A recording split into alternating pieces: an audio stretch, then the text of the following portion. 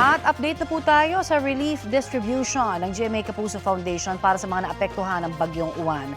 Kausapin po natin si GMA Kapuso Foundation EVP and COO Ricky Escudero Katibog.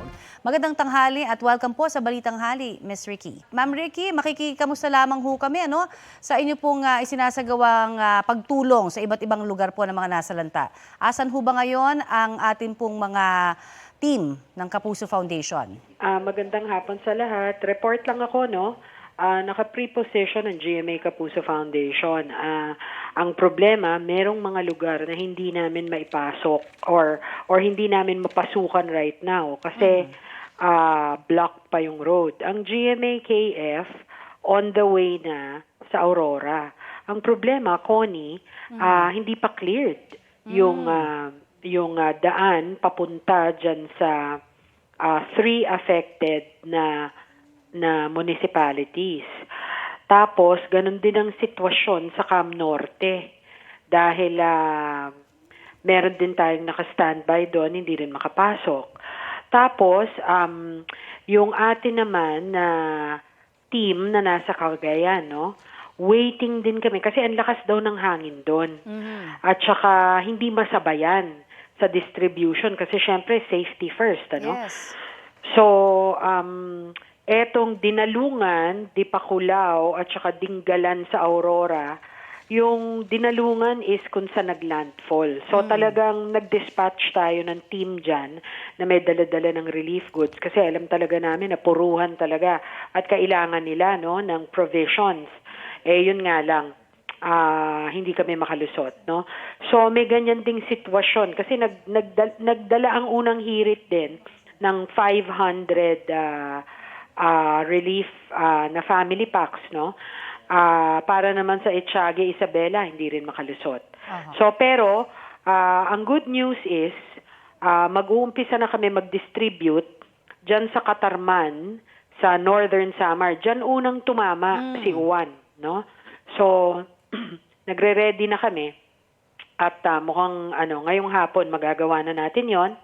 At nagre-ready na rin kami dahil mukhang ang Camarines Sur, certain areas, maaabot na rin namin ngayon sa araw na ito. Tapos naka-preposition din tayo ng mga relief goods sa Albay. I see. At tutulungan tayo doon ng ating mga kasundaluhan, 'di ba, para maka-distribute din doon. Ma'am Ricky, ano ho ba ang sabi sa inyo dahil doon ho sa mga dadaanan, sabi nyo nga hindi pa cleared. Ito ho ba ay due to landslide? Ano ho bang mga nakahambalang na poste? Yes, mga nakahambalang na poste at saka nakahambalang na mga puno na malalaki. And yes, dyan in particular sa Aurora, hindi lang mga puno at saka mga poste. Ang problema pa dyan, yung other side, talagang prone to rock slides or landslides. Hindi pa ngayon namin matunton kung ano ba exactly kasi hindi nga namin mapasok. So medyo kawawa naman yung taga Aurora, yung Dinalungan, yung Dipakulaw at saka Dinggalan.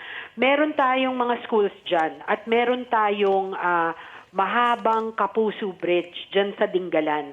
So gusto rin talaga natin matunton at para makita kung kamusta na. Kasi napakalakas daw, Connie, napakalakas. Yes. Lalo na nung naglandfall, sobrang ibang klase daw ang lakas nito ni Uwan. Alright, para sa mga gustong magpaabot po ng in-kind na tulong, pwede ba? O kaya cash donation na lang ba ang inyong ini-encourage sa Kapuso Foundation? Yes. At ano po ang paalala po ninyo? Oo. Maraming salamat sa oportunidad. Isang mabilis na pasada lang. Magpunta ho sa GMA Kapuso Foundation Facebook page. Yan ho yung naka-blue check. At dyan po nakalagay lahat ng ating official bank accounts. Pati ho mga SWIFT codes for kung magde-deposit kayo from abroad. At yung mga QR codes natin sa GCash, sa Shopee, sa Lazada, lahat po nandyan.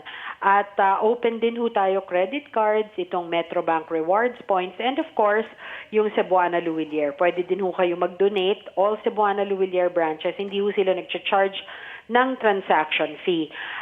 Tumatanggap po ang GMA Kapuso Foundation ng in-kind, no, na donations. Ang kailangan po talaga natin ngayon, no, dahil hindi lang naman ho para dito sa mga apektado ng uwan, babalikan pa ho namin yung mga apektado ng Tino, no? Pati sa Cebu, no?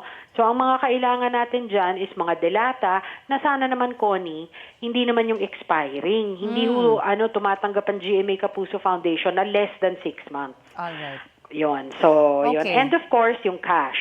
Okay. Marami pong salamat at syempre dalangin po namin na sana ligtas din po makarating ang ating Kapuso Foundation team kasama ng ating mga sundalo dyan. Maraming salamat. Maraming salamat. Yan po naman si GMA Kapuso Foundation EVP and COO Ricky Escudero Katibog.